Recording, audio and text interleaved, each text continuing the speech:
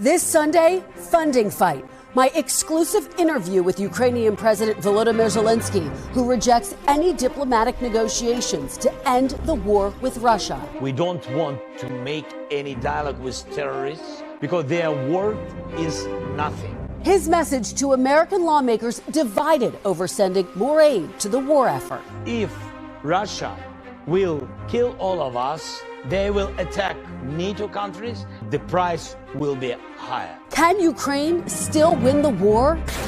Plus, round 3. The Republican presidential candidates get ready to take the debate stage here in Miami. I'm pretty confident we're going to be the guy that people ultimately are going to want to settle on. When I am attacked, I kick back. We can't win with a moderate in 2024. Can any of the GOP challengers break through? And Trump on trial.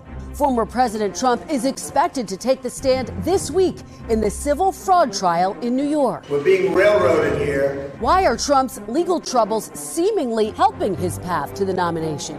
Joining me for insight and analysis are Amy Walter, editor-in-chief of the Cook Political Report, Telemundo news anchor Julio Vaqueiro, Democratic pollster Cornell Belcher, and Republican strategist Sara Fagen.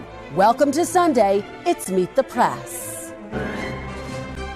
From NBC News in Washington, the longest-running show in television history, this is a special edition of Meet the Press with Kristen Welker.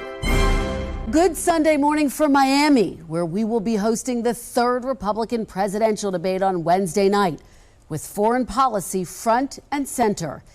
Secretary of State Antony Blinken made an unannounced visit this morning to the Israeli-occupied West Bank to meet with Palestinian Authority President Mahmoud Abbas. It comes as the war in Ukraine is raging, the largest armed conflict in Europe since World War II. Russia now controls about 18% of Ukraine. 18% of the U.S. would be about the size of Alaska or 4 Californias. This includes Crimea and part of eastern Ukraine, which Russia has occupied since 2014. It's a war which many predicted Russia would quickly dominate. Instead, has been drawn into what one of Ukraine's top generals called a stalemate. NBC News now reporting U.S. and European officials have begun quietly talking to the Ukrainian government about what possible peace negotiations with Russia might entail to end the war. President Biden has proposed $105 billion in emergency support for Ukraine, Israel, and other national security threats. But Republican support for the war is flagging. On Thursday, the Republican-led House passed a $14 billion bill in military aid for Israel alone, a bill the White House says the president will veto. The newly installed House Speaker responded. We have obligations and we have things that we can and should do around the world, but we have to take care of our own house first. If we're going to take care of a border in Ukraine, we need to take care of America's border as well. On Saturday, I sat down with an emotional President Volodymyr Zelenskyy, who spoke to me in both Ukrainian and English and acknowledged his people are tired but undeterred. His plea to U.S. lawmakers: give Ukraine one more year of aid and it will be able to close its funding gap. Or, he warned, the price for the United States will be even higher. President Zelenskyy, let me start off by asking you, it has now been more than 600 days since Russia invaded Ukraine. How would you describe the state of the war right now?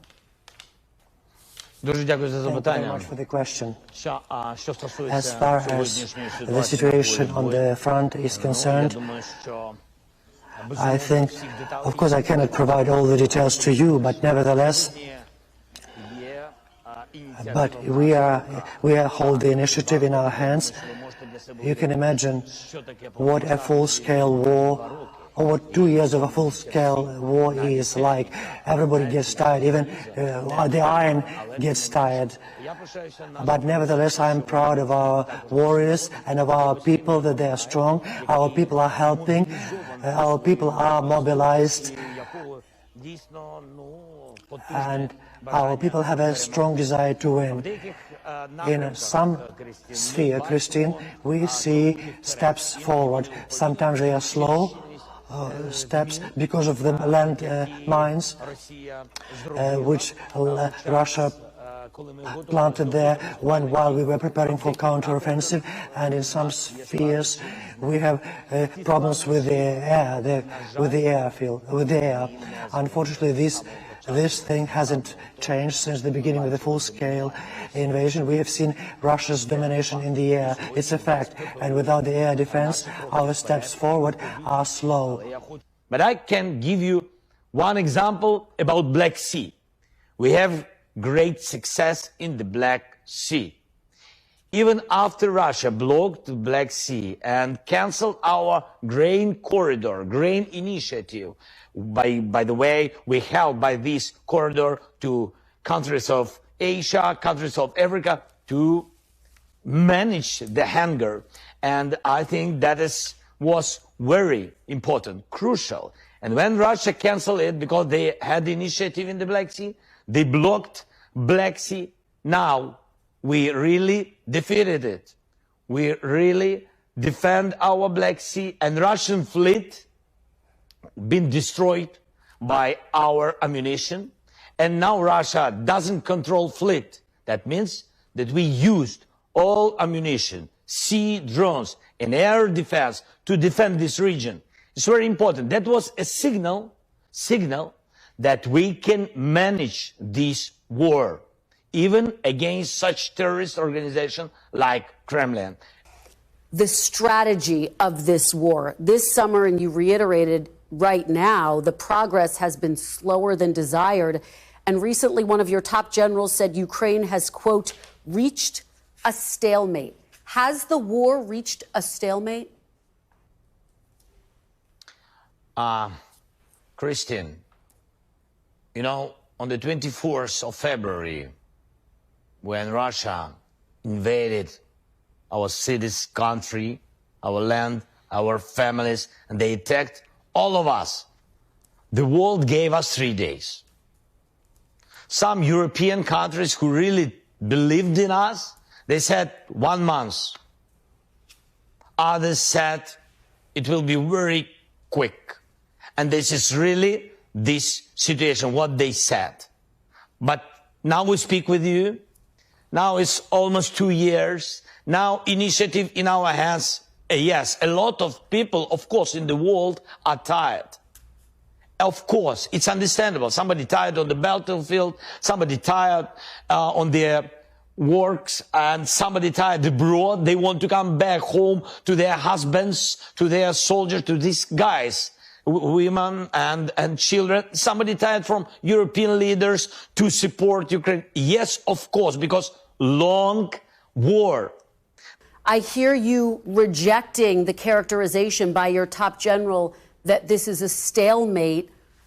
Are you changing strategies, as has been reported? I believe that today, indeed, the situation is difficult. I don't think that this is a stalemate. It's a check on the part of the Russian army, but before that, we did a lot. We had done a lot. We were in a difficult situation. They thought that they would checkmate us, but this didn't happen. And on the contrary, we took the initiative in our hands. Now, Russia wants to check us. They are attacking us in the east of our country while losing thousands of people and hundreds of units, pieces of weaponry. We don't see it. But in the Avdiivka direction, in the last week, 200 pieces of weaponry, of ammunition were have been lost. Thousands of people have been lost. They have been killed. So we don't see details. Sometimes our attitude to the war that somebody is staying on the one place, but it's not just stay. When you stay, you kill the enemy, and this is the fact. Of course, Russia understands that now, when focus from Ukraine taking off, and when this focus to the Middle East, and when they try to divide the world in this crisis, Israel-Palestine crisis, and of course, Russia is very happy with this war. They don't count how many children were killed there. They don't think about the flag or nationality. We saw some moments, their attitude. We saw what was in Makhachkala in Dagestan. This is the part of Russia. This is what the biggest wave of anti-Semitism. So what they want? They just want to divide the world, to take focus from Ukraine to another war. And if it will not be enough for them, I'm again repeating, and I'm repeating in these 2 years, if it will be not enough for them, it will not be enough. Because Syria was not enough. They began in Ukraine. After Ukraine, in the Middle East, they will continue their plan. And you see that Iran is supporting them, in Ukraine supporting them with the weapon, and now in the Middle East again. So, President Zelenskyy, are you looking at a shift in strategy to try to gain the upper hand right now? Так, мы разрабатываем Our military are coming up with different plans, with different operations in order to move forward faster and to strike the Russian Federation unexpectedly. But barehanded, it's impossible to do without weapons, without relevant, proper weapons, and it's a fact. Therefore, we have to prepare, we have to clearly understand what steps could be more appropriate, and we have to move forward faster. President Zelenskyy, NBC News is reporting that U.S. and European officials have begun quietly talking to your government about what possible peace negotiations with Russia might look like to end this war. Have you personally been involved in these talks, and what's the status of these talks? A lot of different voices around us. I heard a lot of different voices and emotions, and without any concretic and propositions, a lot of different things. But as for me, I don't have, for today, I don't have any relations with Russians. And they know my position. That is the position of my country. That is the position of our people. We don't want to make any dialogue with terrorists. And the President of the United States and Congress, bipartisan support, all these people, they know that I am not ready to speak with the terrorists because their word is nothing. Nothing. We can't trust terrorists because terrorists always come back. As you know, with this attack against Israel, Americans are now being asked to fund 2 wars. And there's growing skepticism about ongoing support of Ukraine, particularly among Republicans in Congress. What is your message to U.S. lawmakers who don't want to send another dollar to Ukraine? Thank you very much for this question. First of all, it's not aid to Ukraine. I think that it's aid to the United States and the European Union. As I said, I believe that Ukraine is defending our joint values, common values. I will repeat, I believe that Putin wants to divide Europe, to weaken the United States of America, and he always wants to find a hot spot in Europe so that there is no stability in Europe, in the Middle East, what's happening now, and on other continents too. And I believe that Ukraine is defending both the European Union and the European continent and our common values. One more message, just you have to understand how we fight, how we live. You have to understand, it's just to come to Ukraine and see we are the same people. We have the same values. I'm really thankful to President Biden. By the way, he was here, and I think he's a strong man, and he was in a historical moment. He's a hero because he was in those moments under Russian missile attack, but he was here. And he understood more about Ukraine. Yes, he knew Ukraine even before this invasion. Yes, he knew, but he understood the heroic attitude Ukrainians to democracy, to their people, to their houses, to the families. And he understood, he began more strongly to help us. And I'm also thankful to Congress.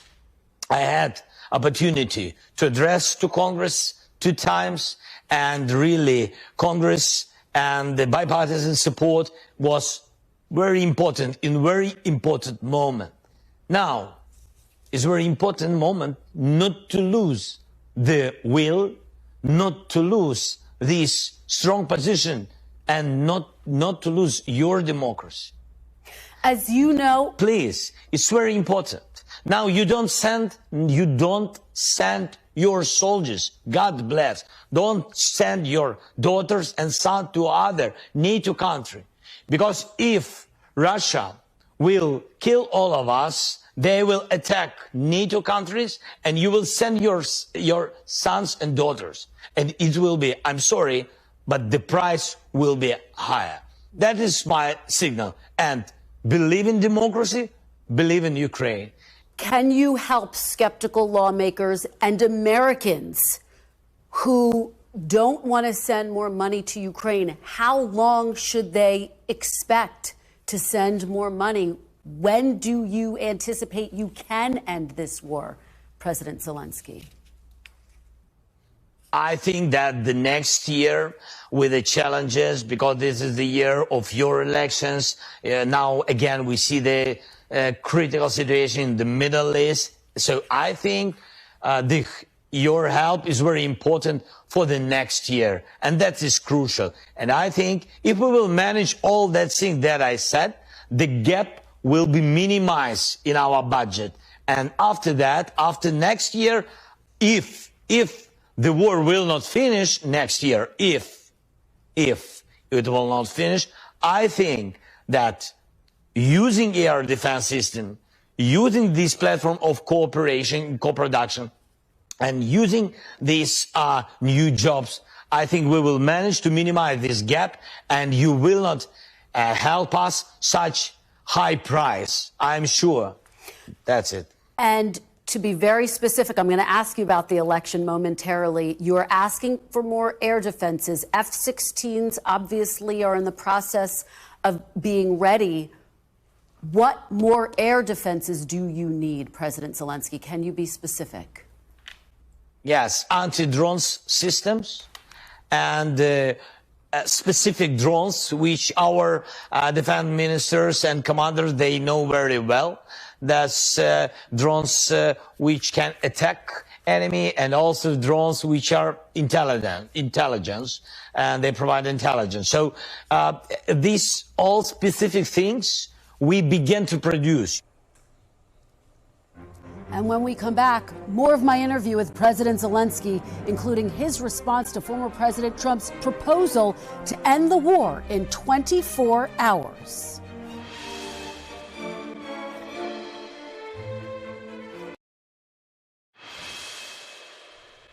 Welcome back. As the Republican presidential candidates prepare to meet in Miami this week for their 3rd debate, Ukrainian President Zelenskyy spoke directly to the frontrunner who will not be on stage, former President Donald Trump. President Zelenskyy, former President Trump, who is the GOP frontrunner, has said that if he is reelected, he could end this war in 24 hours. What is your reaction and message to former President Trump about that? Former President Trump said that about 24 hours that he can manage it and finish the war. For me, what can I say? So he's very welcome, first of all. President Biden was here, and I think he understood some details which you can understand only being here. So I invite President Trump, if he can come here, I will need 24 minutes. Yes, 24 minutes, not more. Yes, not more, 24 minutes to explain President Trump that he can't manage this war. He can't bring peace because of the Putin.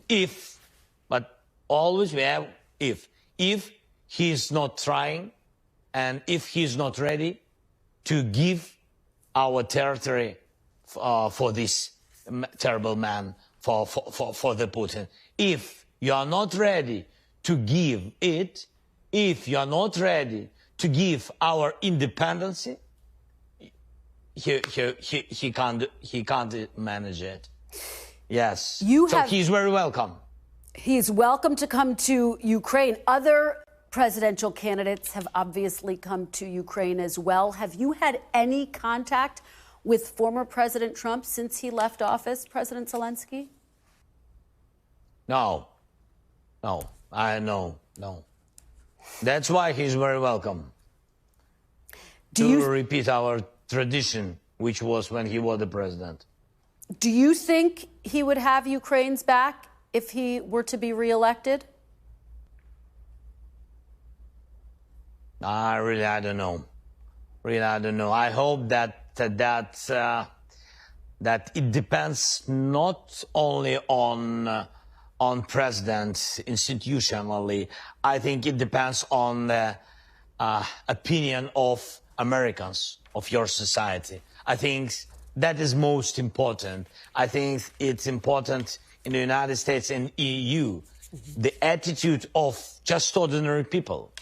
It's their support, it's their money, it's depends on them.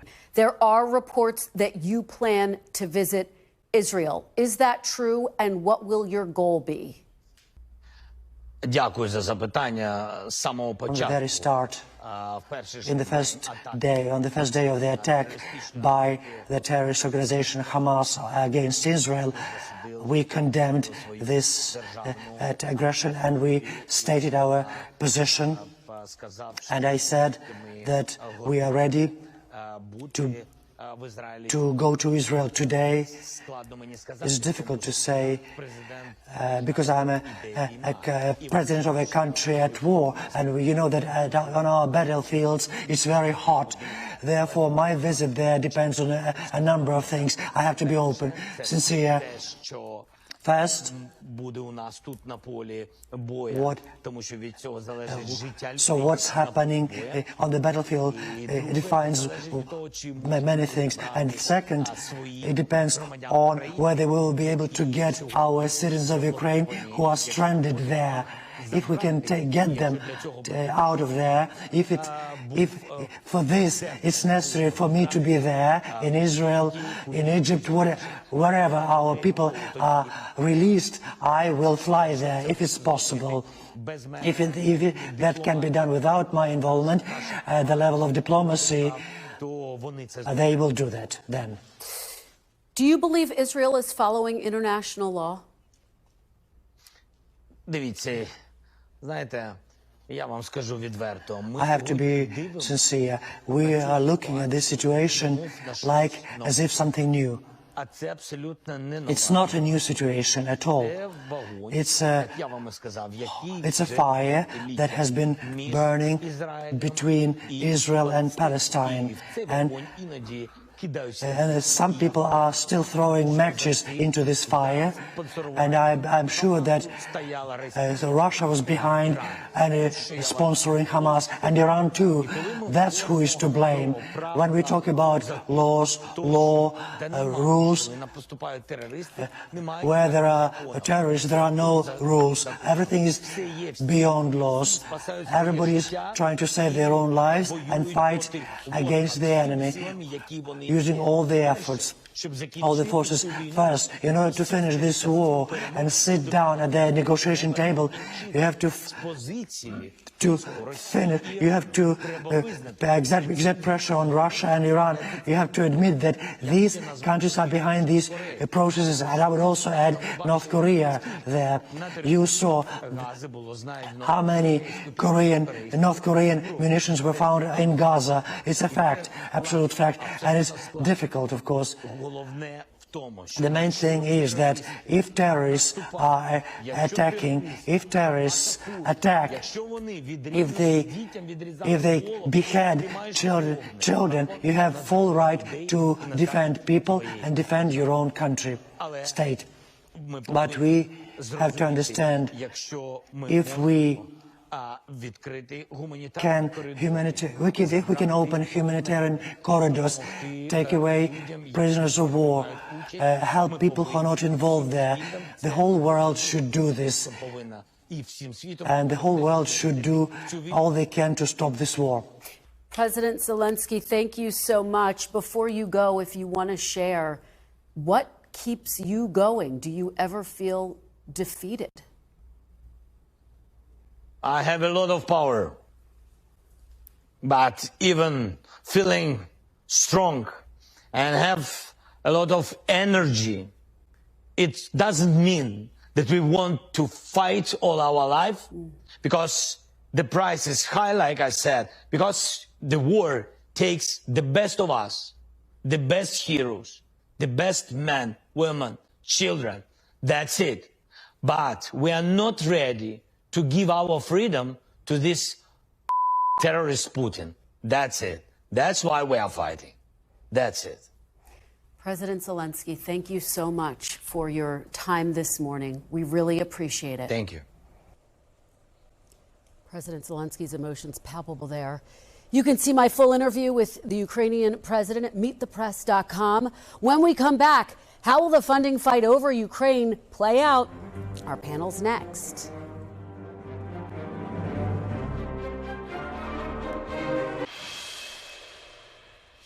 Welcome back. The panel is here. Julio Vaqueiro, anchor of Noticias Telemundo.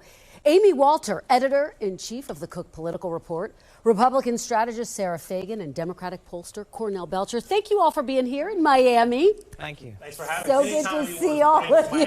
Yes, we'll have to come back, right? Amy, let me start with you. I just want to go around and get everyone's reaction to what we just heard from President Zelenskyy. You could hear his emotion, Absolutely. particularly at the end there, Yeah. when he used an expletive to talk about Putin. What were your takeaways, Amy? Well, he understands the challenge right now in front of him with the United States and the rest of the world in trying to keep Ukraine front of mind while there's a war raging in the Middle East. And so the fact that he linked Russia with Hamas, I thought was an interesting way for him to do this. And basically what he's saying is what's happening in the Middle East, yes, we should be paying attention to that, but understand it is directly linked to the chaos that Russia would like to spread throughout the rest of the world. This is about destabilizing the world order. And if the United States and Europe pull out of Ukraine, you're only helping to destabilize in other parts of the world. And Julio, that stood out to me too. He basically warned the United States, you will wind up sending your sons and daughters overseas to defend NATO countries because of what Amy is talking about. I think he's always been very successful in keeping the interest on the war. However, I think he's facing a huge challenge right now. He probably has the hardest of jobs, trying to convince everybody that this is still very important. I was able to be at the border between Poland and Ukraine right when the war started. Most people thought refugees thought that the conflict was going to be very, very short, that Ukraine was going to win, that they were going to go back to their country in a few weeks. And now it's 20 months gone by, and there's no end in sight. So it's becoming very challenging for him. Yeah, Sara, no one thought this conflict would last as long as it has, more than 600 days. How do you think skeptical Republicans heard President Zelenskyy? Well, I would hope that they listen to his message, because I think Amy is right that Russia working with Iran, not condemning Hamas and their terrorist attack on Israel, that tells us a lot about what we need to know between these countries and what's going on in the world. So I hope they listen to him. I do believe Republicans will do the right thing and fund this, but I think it is going to be a long and painful road to get there between now and the next few weeks. Cornell, when you talk about Republicans funding this, let's look at the polls, because look at how many Republicans say they think the U.S. is doing too much. 62%, that's up from 43% in August. So the opposition to, quote unquote, as some Republicans have said, write a blank check is only growing. Well, two things stick out for me on this. One is when he connected the money, send the money, or you're going to be sending your sons and daughters, he was doing a lot of good work, I think, for the administration and for those who want to send money. Because that's the point to make to the American people, is that your future and your security is in fact connected to this. So I think he helped Biden and even sort of some of your Senate Republicans make this point, which is important. I am struck by that number, and Sara, be with me on this, right? Republicans, I don't know who the Republican Party is. This is not the party of Reagan anymore. I mean, look, I remember 1994, Reagan ran There's a Bear in the Woods ads, right? And this Bear in the Woods, of course, being Russia. And we got to take Russia seriously, and they are a threat. And in the ad, he said, some people don't think that there's a bear in the woods and it's a threat. I think this is no longer, the Democrats can now run that ad against Republicans. But the bear is still in the woods. I mean, it's true. And I think the politics get very interesting long term as we get into the presidential race next year, where you have President Trump. These numbers are reflective of the fact that President Trump is the leader of the Republican Party, and this is his view. And his followers are following his statements on this. That's what's happening here. And so as we get into these conflicts, assuming they continue to last through next year, which certainly looks likely, how does Trump straddle being supportive of Israel and not being supportive of Ukraine, particularly when Iran and Russia are working together? That's going to be complicating for him. And it's complicating for Republicans in the House, right? That's the fight in the House right now. Well, it is. And I want to go back to Julio's point where he said, you know, the challenge that Zelenskyy has in selling this. It's not just to Republicans. The numbers among independents, too, not just in that number, but Gallup had another question asking, should there be basically a limit to how much money we keep giving to Ukraine? And independents, 63% of them said there should be a limit on this. So I think the other piece of this is Republicans' ability to connect the frustrations Americans are having at home with inflation, with worries about what's happening on the border, this feeling of insecurity, and saying, if we have all this insecurity here at home, what are we doing giving all of our money to a war that's not moving anywhere? Yes, the fact that for some reason the Israeli war against Hamas feels right now more real. You can see the protests in American cities, you can see anti-Semitism, you can see the discussion right here in real time. And the war in Ukraine feels a little bit more far away, more distant, more uncertain, maybe more theoretical. Yeah. And I think that's why you're seeing this fight. We're on Capitol Hill this week. The House approved this funding bill for Israel. It included cuts to the IRS.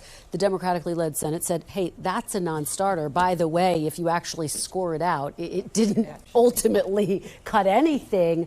But I guess the question is, do you think this gets done in one fell swoop? Do they deal with Ukraine funding and Israel funding, Cornell? Well, I don't know the answer to that, right? And I think that's the big question, because there seems to be a lot of fever in the Republican caucus not to, in fact, tie the two together. And we've seen what happens to speakers of the House on the Republican side when they don't listen to the Freedom Caucus.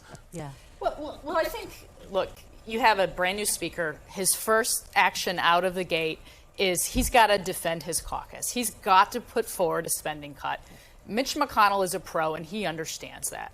The question isn't what does the House lead with. The question is what does the House do when the Senate sends back the full funding bill? Yeah. And that's where we're going to really learn about Mike Johnson's governing style and ability. It's such a great point. It's such a key test for the newly installed House Speaker. And by the way, the border is a part of the effort to get more funding, Julio. I mean, do you think that they might do something separate on Ukraine and the border, which is currently Well, that's what discussion? Mike Johnson has said, right? And according to people I've spoken with who are very close to these issues and reporting on that in Capitol Hill, they might go into reforming asylum processes, making it more difficult to request asylum.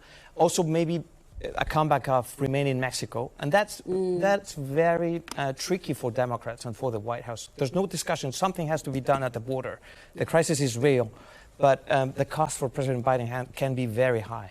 This is actually a real opportunity for Democrats, both politically and policy-oriented, is to put these things together, have meaningful reforms on the border, meaningful money at the border.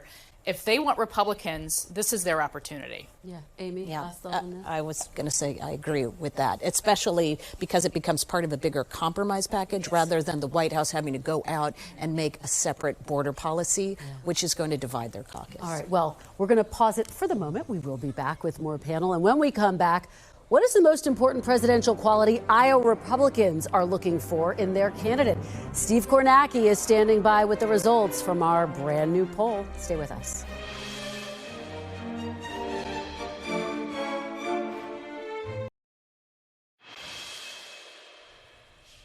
Welcome back. With Donald Trump holding a commanding lead in the primary, the only chance for his Republican rivals to shake up the presidential race may be in Iowa, where the caucuses are just over 2 months away. Joining me now is national political correspondent Steve Kornacki to take us through the numbers. Steve, what headlines are you watching? Yeah, Kristen, we've got a new poll this week with our partner out in Iowa, the Des Moines Register, looking at likely Republican caucus goers and how they are stacking up right now in terms of support. And like you said, what's true nationally, what's true in other big early primary states is true in Iowa. An enormous lead for Donald Trump, far better than 2-1 over his nearest rival, or I should say rivals, because that is the other headline in this poll. Nikki Haley has moved into a tie in Iowa with Ron DeSantis. Some upward movement for Haley, but again, both of them light years behind Donald Trump, who continues to dominate out there. And we've got some new numbers we can share with you this morning that I think will help explain what goes into Trump's dominance and what goes into that rise we're seeing with Nikki Haley. So we asked Republicans in Iowa, what's extremely important to you? Extremely important to you in a candidate. And you can see here, nearly 3 out of 4 said the ability to beat Joe Biden. Electability is extremely important. Nothing else, no other trait, no other characteristic in a candidate came that close. We can show you how some of the others stacked up there. These are the other traits we asked about. But so how about those voters who say electability is extremely important? How are they breaking in Iowa? Well, you can see it right here. They are breaking heavily for the former president, Donald Trump. And remember, electability was supposedly, according to his rivals, going to be his undoing. All of those Trump-backed candidates who lost in 2022, he lost in 2020. His opponents thought this was going to give Republican voters pause. Our poll shows no evidence of that in Iowa. Where is Trump vulnerable in Iowa? Where has Haley made inroads? People who say a candidate who can work with the opposing party is extremely important to them. It's a smaller number than the electability sample, but it's a significant number nonetheless. And you see Trump leads with them. But look at that. Nikki Haley is within 10 points of Donald Trump, 33-25 on this question. And then what I think was interesting, we also looked at the people who said that having a candidate who is a person of faith is extremely important to them. How are they breaking? And on this one, Trump is nearly at 50%, towering above the field. Folks who say a person of faith as their candidate is extremely important. I think notable here, Tim Scott, we've seen struggling in polls in Iowa and elsewhere. He, more than anyone, has made religious faith the centerpiece of his campaign, hoping to connect with those evangelical voters in Iowa. Doesn't seem to be connecting with the voters on this question, and I think that explains a big part of his struggles in Iowa and elsewhere, Kristen. It sure does, and it all just underscores the durability of former President Trump. Steve Kornacki, great stuff. Thank you so much. My colleague Dasha Burns is in Des Moines, Iowa, with news that could shake up the race there. Dasha, what do you have? Kristen, good morning. Will Iowa Governor Kim Reynolds endorse? It's the question that campaigns, reporters, and voters have been asking throughout this primary, and we now have the answer. Reynolds will endorse a candidate, and that candidate is Ron DeSantis, according to sources close to both governors. She's going to make it official at a rally tomorrow night here in Des Moines.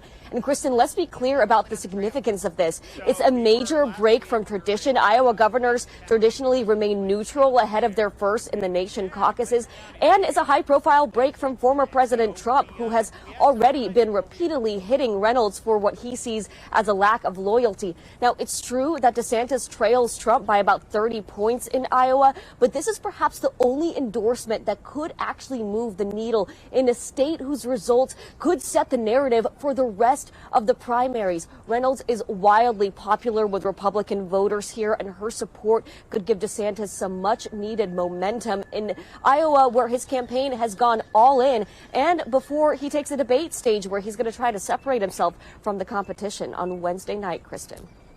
Yeah, the all-important question, will it move the needle? Fantastic scoop. Dasha Burns, thank you so much. And when we come back, the third Republican presidential debate is just days away. What can we expect to see? More from the panel after this quick break. Welcome back. The panel is still with us. Cornell, I want to start with you. Your reaction to the polling we just saw, which shows that former President Trump still has this strong lead in Iowa, but now DeSantis is getting this key endorsement, as Dasha just reported. Yeah, we'll see if this endorsement bumps him, but they need a bump, right? When you look at this polling in Iowa, and I was looking to see if anyone was actually having momentum, and you could see, someone begin to really challenge him. It's tough to look at these internals, right? His favorability is still much higher, but also more intense.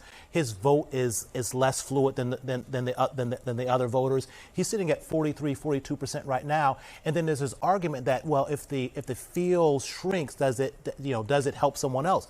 Well, if the field shrinks in Iowa right now, 12% of voters in Iowa right now say that he is their second choice. So they're literally running out of vote right now to get to him. Sarah. Well, I think these candidates have to hold on to the fact that the number basically is 75% who are willing to look at somebody else. Do you think there's still time? So I do think there's time. I mean, look, Iowa has always been about momentum more than who wins the actual race. And so, if Trump underperforms, if Nikki Haley or Governor DeSantis overperform, that becomes the story going into New Hampshire, and it gives somebody an opportunity to have a moment there. And I think that's the strategy that they have to be thinking about. Yeah. Amy, what's your take? How significant do you think this endorsement is by Governor Reynolds? Yeah, I don't know that it's going to dent the biggest asset that Donald Trump has, which is he's seen as the candidate who can beat Joe Biden. Yeah. And so having a support of a governor, I think 20 or 30 years ago, that was the sort of thing that could really jumpstart your campaign. The debate will obviously be very important, too, for DeSantis to be able to try to blunt the momentum from Haley. So this, to me, is part number one of blunting her momentum. We're no longer talking just about her going into the debate and then having that strong performance. The other person I'm looking at is Tim Scott, he's all in on Iowa, and he absolutely has to be. Yeah. But as your poll pointed out, the fact that he's been leaning in to his faith, trying to win over evangelical voters, and even with voters who say that faith is the most important issue to them, he's barely registering. It's just so staggering to see that number and how high Trump registers in that poll. Julio, this is the debate taking place here in Miami. We are so excited about it. This is a place where you see former President Trump battling it out with the governor, Ron DeSantis. And the flip side to all of this is that Trump's gotten some big endorsements here. Absolutely. Well, just Senator Rick Scott just endorsed him. And that's interesting because he's not really big on endorsing. They're friends from a long time ago. But I remember interviewing Senator Scott in March this year, and he wasn't willing to say he was going to support Trump. But he was very outspoken about criticizing Ron DeSantis and his policies. They disagree on so many issues: abortion, in-state tuition for dreamers, and many other policies. So, and it's not the first endorsement that Trump gets from Republicans in Florida. So it's interesting to see how just a year ago, Ron DeSantis was winning with such a large margin his re-election, and now he's losing the grip of his own party in his own state. Yeah, because that was his big selling point. Look at my big win here in Florida. The backdrop to Wednesday's debate is all of this and even more polling. I want to show this, guys, because it's pretty stunning to look at. This is from a New York Times Siena College poll, which shows that Trump leads Biden in 5 out of 6 critical swing states. And of course, you have this week where Mr. Trump's going to be counter-programming the debate. Sarah, he's going to be holding a rally here. And guess what? On Monday, he's going to be in court. His fraud trial, I spoke to one of his allies today who says they plan to capitalize on those optics. They are feeling defiant about him being in court. What are you going to be watching for on the debate stage? Well, I think these other candidates trying to take on Trump, they have to figure out their moment. And the dynamics, now with the two folks tied, the governors, Haley and DeSantis, the question is, how do they play it? I think she really needs to just stay the course. She has done so well in these debates. She comes across almost Thatcher-esque, which is exactly how you want to be described at this time in the world, what's going on in the world. I think for DeSantis, it's harder. he's got to figure out how to peel off Trump voters. In many ways, he needs to not take the bait by going after her, which will be the temptation, because she's not really pulling from him. He needs to pull from Trump. So he's got to figure out how to bracket Trump, and pull people off of Trump. And Cornell, that's been his challenge this whole time. You have DeSantis kind of running to the right of Trump, trying to get those Trump voters, but you can't get those Trump voters. They're solidly behind Trump. I would argue that they've helped Trump in many ways. When you look at NBC's polling there in Iowa, for example, when you look at the traits, I mean, Trump has a big advantage on all these traits. And the one that sticks out to me, like all traits aren't equal, because I'm going to guess that the most important trait there is can they beat Joe Biden? And by the way, you know, Trump has a big advantage there, but the whole field has helped him because they've said, in fact, he has beaten, they've all bought into the big lie. So if in fact voters say, well, he's already beaten Biden, what's my rationale for voting for you? Yeah. Amy, what are you going to be watching for Wednesday? I like what Sara set up, this dynamic with the two candidates who right now are battling to be that alternative to Donald Trump. But don't we feel like we're back in 2016 again? A lot of days, where, yes. where the focus, and especially because Trump's not on stage, they go and turn on each other to become the second place candidate, still trailing Trump by a significant amount, not willing to challenge Trump directly, in part because some of the things you would think, I'm going to go challenge the front-running candidate, whether it's indictments or electability, voters don't buy it. Julio, you think the gloves really start to come off on Wednesday night? They have to, right? I mean, time is running up, so they have to. And I think Nikki Haley has been very successful right now to show that he's a good alternative. But they just have to prove that this is a two-people race before Ryan. I think the other thing is you've got candidates, as Amy pointed out, Senator Scott, Governor Christie. They need to start to break through here. Yes. And Chris Christie has the ability to do that. He's probably the most skilled debater on the stage. And so we need to be looking for that as well. All right, we'll see if anyone has a breakout moment. Before we go, join us for the NBC News Republican presidential debate Wednesday night at 8 p.m. Eastern, 5 p.m. Pacific, right here on NBC and streaming on NBC News Now. That is all for today. Thank you to our great panel. Thank you for watching. We'll be back next week because if it's Sunday, it's Meet the Press.